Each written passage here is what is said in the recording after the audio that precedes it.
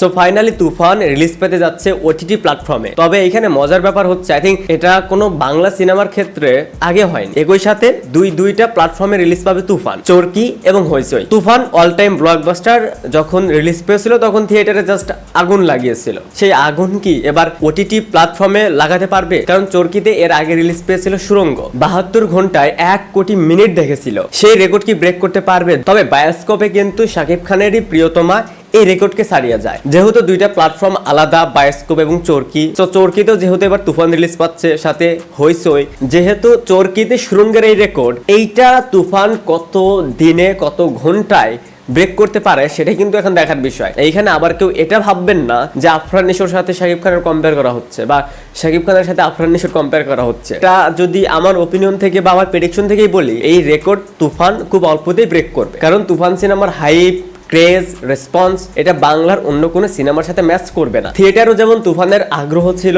অবিশ্বাস্য। যারা তুফান এখন পর্যন্ত দেখেন, আই মিন থিয়েটারে গিয়ে, তারা তো ওটিটি প্ল্যাটফর্ম থেকে দেখবেই। আবার যারা থিয়েটারেও দেখেছে তারা আরো একবার যখন ওটিটি প্ল্যাটফর্মে আসবে তখনও দেখবে। আচ্ছা, আমি কি এখনো রিলিজ ডেট বলি নাই? তুফান চরকি এবং হইচইতে দেখা যাবে এই মাসের 19 তারিখে। আমি এখানে আরেকটা বিষয় বুঝলাম না, যেহেতু তুফান এখন ওটিটি প্ল্যাটফর্মে অ্যাভেলেবল হবে আই মিন 19 তারিখ থেকে, সো সামনের 13 তারিখে রিলিজ পাবে বিহারে। যদি বিহারে রিলিজ পাই 13 তারিখে, তাহলে সেইখানে সিনেমাটা 19 তারিখ পর্যন্ত ঠিকঠাক ভাবে চলবে। এরপর যেহেতু তুফান ওটিটি প্ল্যাটফর্মে রিলিজ পেতে যাচ্ছে, তখন আর কেউ কষ্ট করে থিয়েটার পর্যন্ত যাবে না। এখানে আরেকটা বিষয়, আমি যতটুকু জানলাম যে তুফান শুধু বিহারে নয়, ইন্ডিয়ার ভিতরে আরো অনেক জায়গায় রিলিজ পাবে হিন্দি ডাবে। আর তুফানের হিন্দি ট্রেলার আমরা অলরেডি দেখেছি, আমি রিভিউ করেছি। সো এইটাই ভাবার বিষয় যে শুধু বিহার পর্যন্ত ঠিক ছিল। দ্বিতীয়ত, এই সিনেমাটা যদি ইন্ডিয়াতে আরো বিশালভাবে রিলিজ করতে চায় এবং এই ডাবিং এ, তাহলে এই সিনেমার মান তো খারাপ করবেই, সাথে সাথে এই ফিল্মের ডিরেক্টর, এই ফিল্মের অ্যাক্টর শাকিব খান, তাদের ইমেজটাও থাকবে না। কারণ